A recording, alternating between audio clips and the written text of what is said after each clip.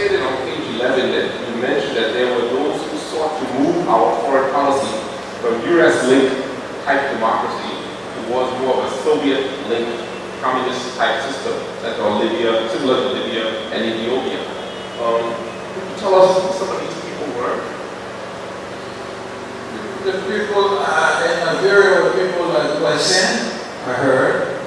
In fact, he came to New York and he was being accompanied by Johnson. And here I was, the ambassador of Liberia in New York, and Jangaba wouldn't let me get to see him. Because Jangaba knew that his views towards someone like me was not exactly as it should be. So he felt that it was for my own good that I should be kept away from him. And as it developed, he was one of those that was pushing, or people around him were causing him to try to go for this reorientation.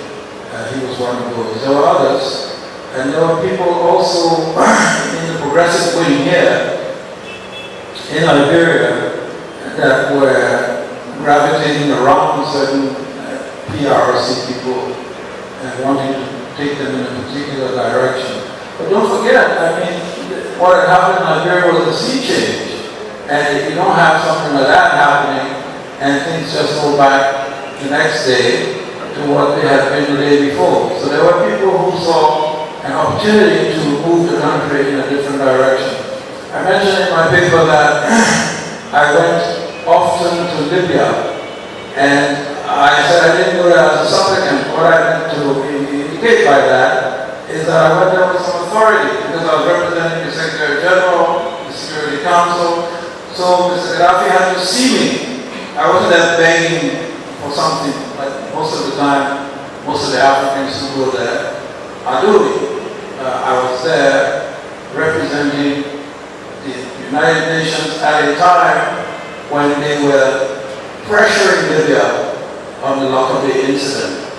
So once we went there and he was in hospital, but because of our mission and the importance of it, he received us in his hospital bedroom.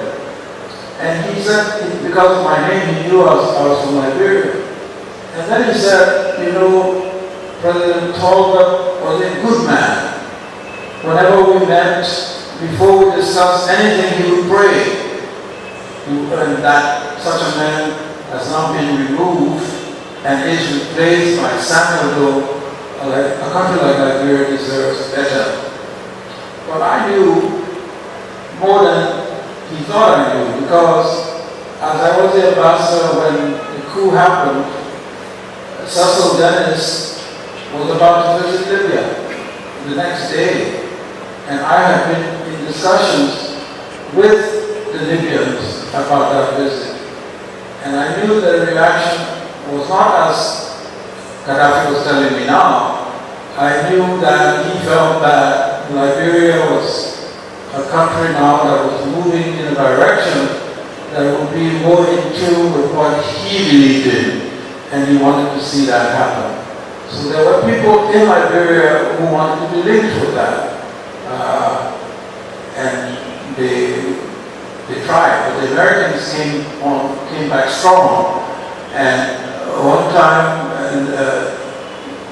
Doe was supposed to go to Tripoli, and the pressure was so intense that in the end, the Americans persuaded him not to go. And so that went on in those early days.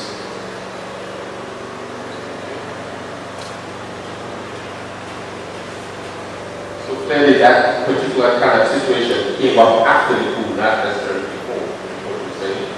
That shifting of, was it that Talbot himself may have been the start of that shift?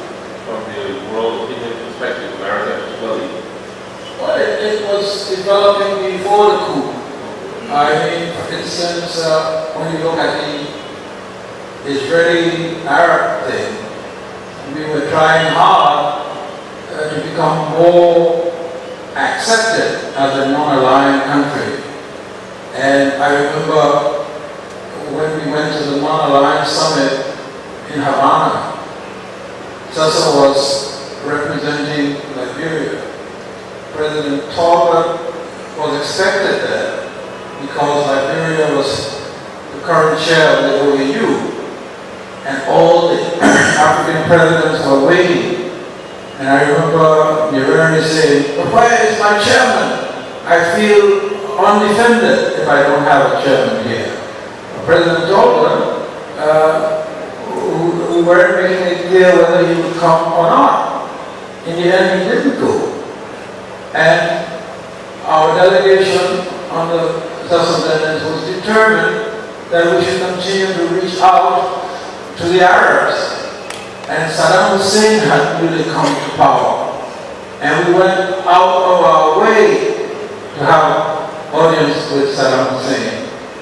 And so we went, I recall, sitting in his living room. And there he was, looking at us. It was as if he was saying, "Well, why are these people here? What do they want from me?" And we were talking and talking, and he was nodding and nodding.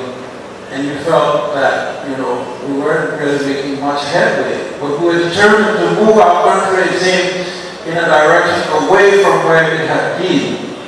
In the meantime, the Americans, who had always dealt in a rather close and confidential way with us, they had people in Havana, and because they didn't have diplomatic ties with Cuba, they had an interest section there.